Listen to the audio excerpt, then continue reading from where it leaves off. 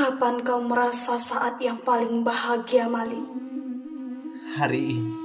Kapan kau merasa saat yang paling sedih? Hari ini juga.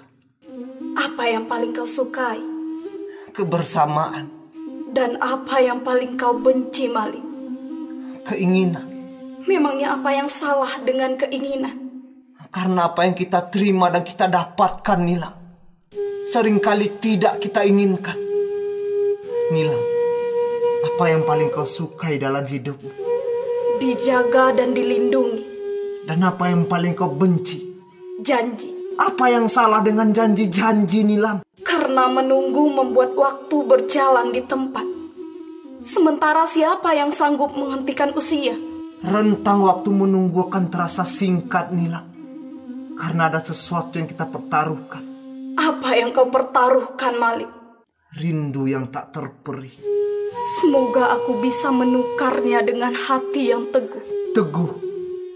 Ya, Nilam. Itu juga yang selalu aku dekap, agar aku tak kandas di jalan. Memangnya apa yang mengharuskanmu supaya kau tak kandas di jalan? Cinta yang hanya bisa dipisahkan oleh maut. Sudah bulatkah hatimu untuk merantau, Malin? Sekali layar terkembang, pantang untuk surut ke belakang, Mandeh. Mandeh sudah cukup bahagia jika kau selalu dekat Mandeh, nak. Tapi penghargaan tidak akan datang dengan hanya berpangku tangan, Mandeh. Ya, kelak suatu saat Malin akan mendirikan rumah yang megah untuk Mandeh dan mengenakan busana yang akan memukau mata orang banyak. Tapi penghargaan tak dapat diukur dengan apa yang nampak. Tapi pandangan mata selalu menuntun pikiran orang untuk menentukan rasa hormatnya, Mandeh. Banyak orang tertipu dengan pandangannya sendiri. Hanya mereka yang telah dibutakan oleh hak milik. Apa yang kau inginkan jika Tuhan memberikan karunia hak milik? Malin akan selalu mengingat setiap hak milik kita, Mandeh. Ada amanat yang harus kita jaga. Ada hak orang lain yang harus kita tunaikan. Ingatan itu akan selalu membuat kita ikhlas dan bahagia, sekalipun sedang kehilangan. Bahagia? Iya, Mandeh. Karena bahagia itu justru akan terasa nyata saat kita bisa berbagi dengan sesama. Baiklah, nak. Mandeh tahu takdir laki-laki selalu mengharuskan dirinya untuk pergi. Tinggalkan Mandeh. Tapi ingat, Malin, kau memang pergi tapi bukan bermaksud lari. Kau sedang bertarung, bukan memilih ingkar dan mengelak.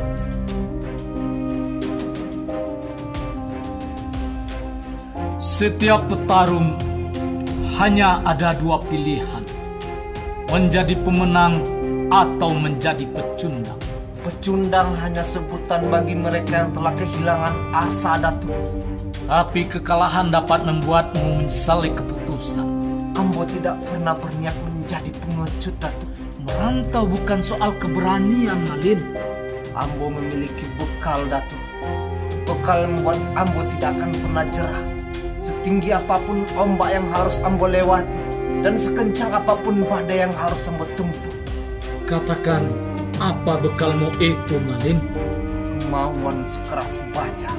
Orang-orang yang berilmu seringkali akan memicu orang-orang yang berkemauan keras. Tapi orang-orang yang berilmu tidak akan pernah bisa mengalahkan orang-orang yang beruntung, Datuk. Tapi keberuntungan hanya milik orang-orang yang pemberani.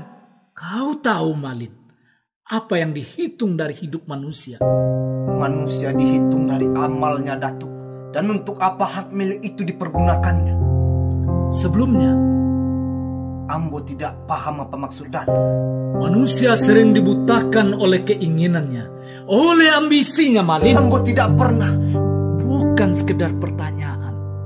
Untuk apa kau pergunakan hak milikmu, tapi dari mana kau perdapat hartamu serta kedudukanmu? Ambo akan berusaha berjalan di atas jalan yang lurus, Datuk. Datuk percaya kau sangat paham mana yang lurus. Tapi dapatkah kau jelaskan Seperti apa jalan yang berbelok yang dapat membuat dirimu tersesat? Jika kita menghalalkan apa yang diharamkan Tuhan, Datuk. Misalnya, Mencuri dan merampas hak milik orang lain. kalau itu, Datuk yakin kau cukup pandai untuk menghindarinya. Jadi, Datuk, Pernahkah kau berpikir bahwa kesempitan orang lain dapat kau pergunakan sebagai kesempatan? Ambo tahu, Datuk. Jangan pernah kau mengambil keuntungan dari keterbatasan orang, Malin. Hidup akan menjadi tamak jika sesuatu disikapi dengan cara seorang pedagang. Baik, Datuk. Dan perteballah rasa malumu. Iya, Datuk. Orang yang tak punya malu, setiap napasnya penuh dengan kelicikan dan keculasan. Baik, Datuk. Pergilah, Malin. Jadilah orang yang satria, bukan orang yang selalu berpura-pura. Melangkahlah selalu dalam alur kepatutan. Ingat, musuh besarmu adalah dirimu sendiri.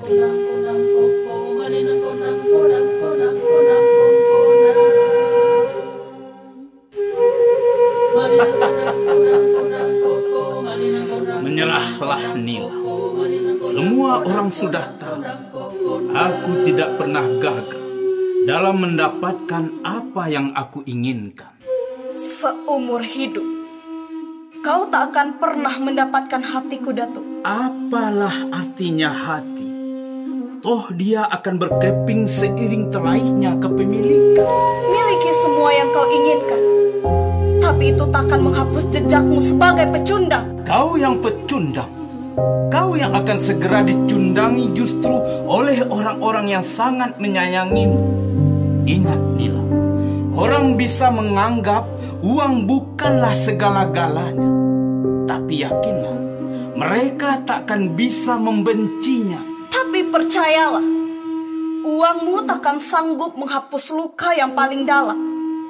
Luka yang paling dalam karena kau telah menjadi laki-laki yang tak layak dicintai oleh perempuan yang kau idamkan. Hei, kau yang akan mengemis dengan lutut bersimpu dan tubuh rebah di tanah. Karena harga dirimu akan membawa korban keluargamu sendiri yang akan segera terusir bagai sampah-sampah yang berserakan.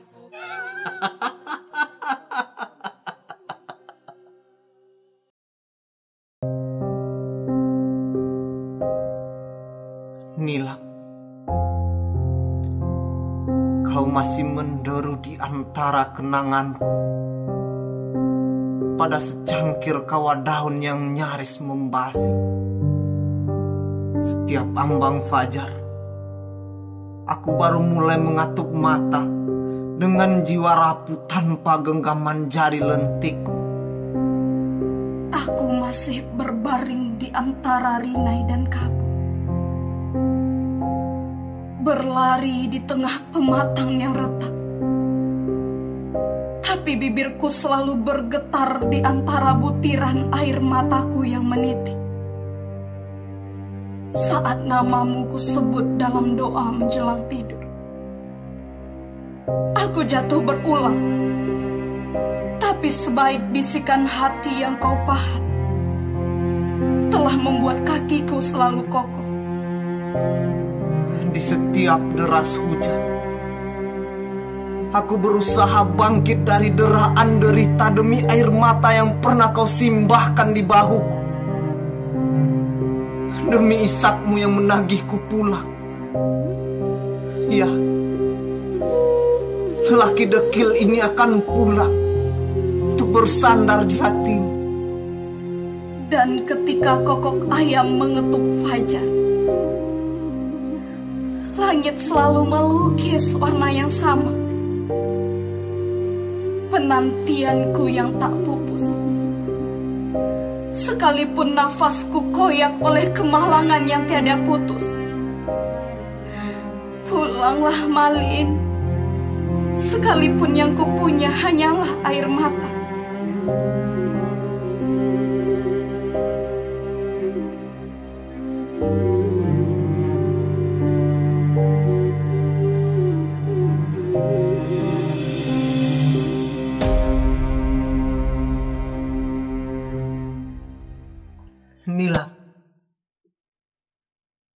Kenapa Nilam semakin menjauh pada saat jarak tak lagi terbentang?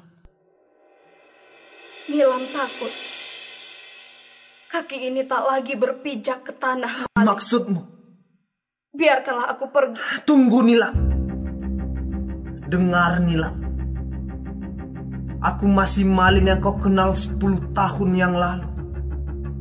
Seseorang yang tidak pernah bosan menemanimu menyusuri pematang. Seseorang yang selalu mengagumimu, sehingga selalu mencari cara untuk bisa bersama. Sekarang kau memiliki banyak cara, Malin, untuk bisa memilih semua yang kau kehendaki. Karena Nilam berprasangka aku termasuk laki-laki yang beranggapan kalau semua perempuan itu bisa ditaklukkan dengan harta. Nilam punya banyak keterbatasan, Malin. Nilam tak mau terpuruk oleh angan-angan Nilam sendiri. Apa yang kau angan-angankan, Nilam? Semua janji yang pernah kau ucapkan, Malin. Nilam sadar, janji-janji itu hanyalah gurauan anak-anak remaja yang masih ingusan. Janji-janji itu bukanlah angan-angan Nilam. Ya, sebentar lagi akan menjadi kenyataan. Kau tak tahu, Malin, apa yang telah terjadi semenjak kepergianmu 10 tahun yang lalu. Apapun yang akan aku ketahui, aku tidak akan memperdulikannya, Nilam. Jauhilah perempuan itu, Malin. Perempuan itu tidak bisa dipegang kata-katanya. Mande, ia melarikan diri dari Roma, padahal telah tercapai mufakat untuk merajut pernikahan. Itu tidak benar. Begitu pandai perempuan ini membuai harapan laki-laki. Semudah ia menyeramkan air garam di atas luka yang menganga. Maafkan aku, Malin. Aku... Nilam, tunggu Nilam. Nilam! Tak mudah menilai sesuatu sekedar dari apa yang nampak. Malin bukan laki-laki murahan, Datuk. Dan kau berpandangan gadis itu tak pantas untuk anakmu. Ia akan mengkhianati Malin, Datuk, sebagaimana yang dilakukannya pada calon suaminya terdahulu. Perempuan itu justru tak mudah mengkhianati perasaannya. Dia menyepakati pernikahan itu, Datuk. Lalu kenapa ia tega mencoreng arang di kening calon suaminya? Ia dikorbankan untuk penyelamat hajat hidup keluarganya. Sejak awal, ia telah menolak menikah dengan laki-laki yang terpaut jauh usianya dan telah beberapa kali gagal berumah tangga. Malin telah melewatkan hidupnya selama 10 tahun dengan kerja keras. Ia berhak memilih perempuan yang setara. Jadi, kau beranggapan gadis itu miskin? Malin bukan penyelamat hajat hidup orang lain. Dia tengah berjuang untuk membahagiakan Malin. Lalu setelah itu, dia akan diperas untuk menghidupi sanak saudaranya. Kau tiba-tiba telah kehilangan rasa kasih sayangmu, sehingga pikiran dan perasaanmu tak bisa mempercayai siapapun. Ambo hanya ingin meninggikan kehormatan anak Ambo, Datuk. Kehormatan anakmu telah tercabik-cabik oleh kesombonganmu. Ambo tak sanggup menanggung malu, Datuk. Apa kata orang? Jika anak Ambo harus menikah dengan seorang gadis yang telah mempermalukan keluarganya. Ia lakukan itu karena ia tak sanggup melupakan Malin. Aku yang menjadi saksi. Gadis itu sering duduk menyendiri di tepi pantai, sambil sekali-kali menyeka air matanya yang deras mengalir di pipinya. Ia sering berdendang sendiri di pematang saat seorang yang setanah perantauan dengan Malin pulang dan membawa pesan dari Malin. Telah berapa laki-laki yang terpana pada cantik paras maupun budinya. Tapi demi Malin, semua pelamar telah ditolaknya. Kesetiaannya yang teguh tak sebanding dengan apapun. Sana, sekarang ia harus menjadi pekerja di kebun orang untuk menghidupi orang tuanya yang sedang sakit-sakitan. Ia tak pernah mengeluh menghadapi penderitaan. Hatinya ikhlas dan bersih. Temui Malin dan nikahkan mereka berdua.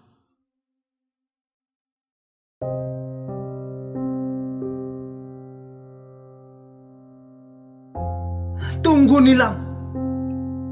Nilam. Dengar Nilam. Apapun yang telah terjadi dengan dirimu, itu tidak akan merubah keputusanku. Semua kata mandehmu tak ada yang salah, Malin. Seseorang yang sangat kaya raya telah melamar Nilam. Nila menolaknya. Tapi keluarga Nilam terjerat hutang piutang pada orang itu. Akhirnya Nilam tak punya pilihan. Nilam menerimanya. Sehari sebelum malam Mbak Inai Malik, nafas Nilam terasa tercekat. Terasa berat menerima cinta seseorang yang seusia ayah Nilam. Akhirnya Nilam lari dari rumah. Nilam bersembunyi di rumah seorang kawan. Sebulan kemudian Nilam kembali.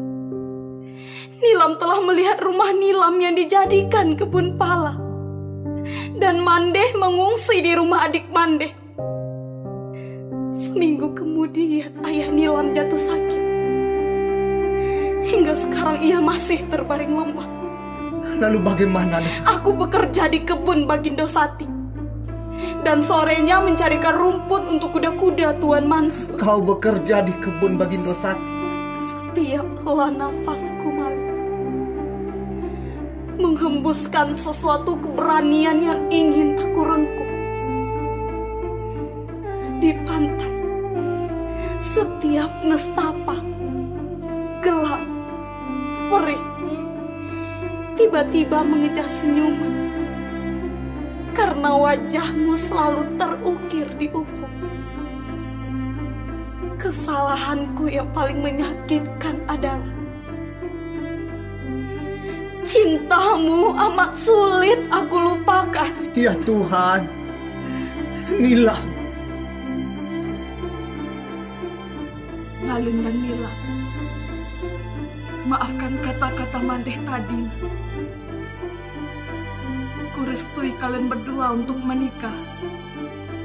Nila, pulanglah.